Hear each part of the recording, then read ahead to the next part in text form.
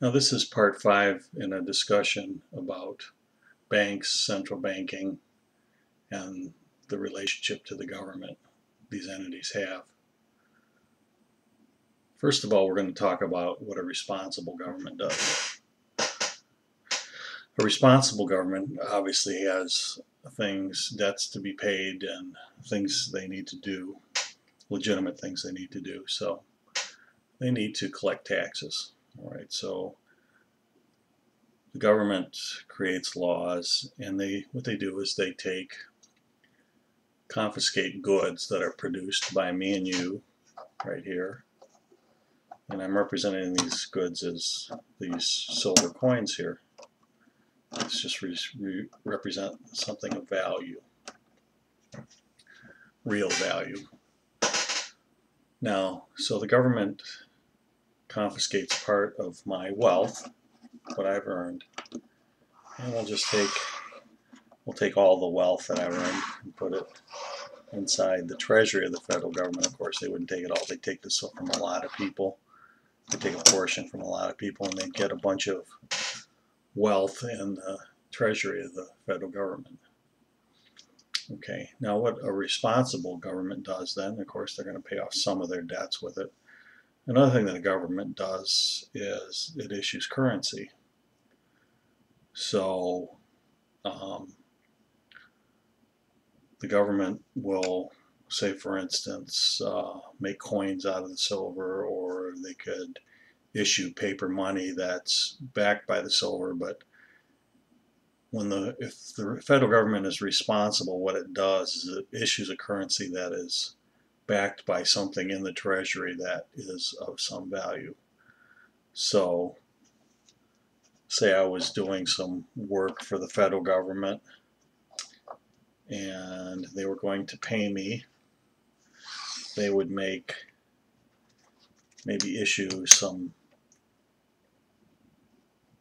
chips, say for instance, and they would say, well, each one of these chips is worth one of these silver coins, 1 ounce of these silver coins. So say what I did was worth 5 silver coins, so they would issue me chips, and they would say, we're going to give you these chips right here, and anytime you want, you can exchange these for silver. So now these chips are in my possession because I did work for them, and I might exchange these chips to somebody else for something they're doing for me, and they would be out there in the commerce, part of the circulating money. But anytime I wanted, I could go back and exchange these for 5 silver coins. They would always be exchanged. That's the way for silver, for something of value.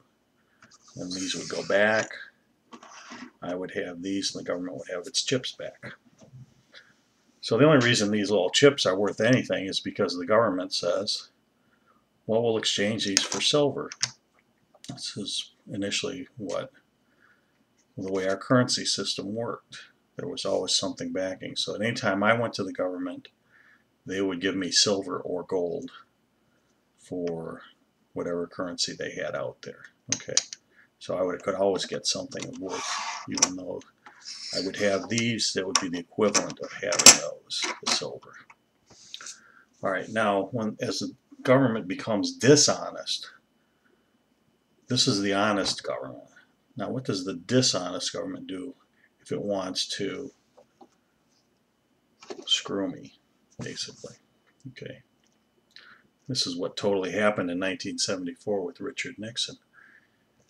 Richard Nixon came out and said,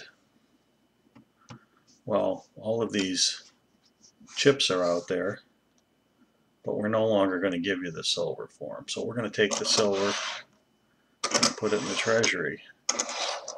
But these will no longer be convertible to silver. In other words, if you want to give me a chip and you want something in return, I'm going to give you another chip.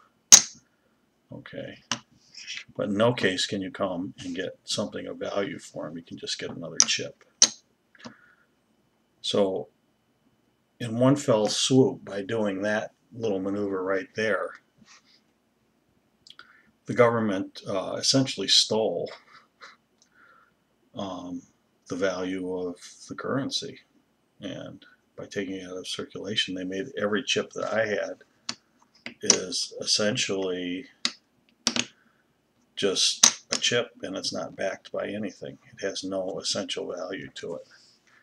That's the equivalent of the dollars we have in circulation today, because the government has taken all of what that was backed by in the Treasury and said everything in the Treasury is mine, and we're not going to exchange it for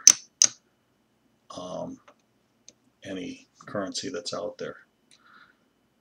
So this is what, when the government does this, which is essentially what all the governments in the world have done today, not just the US government, is they've made this what they call fiat currency. In other words, it's not backed by anything.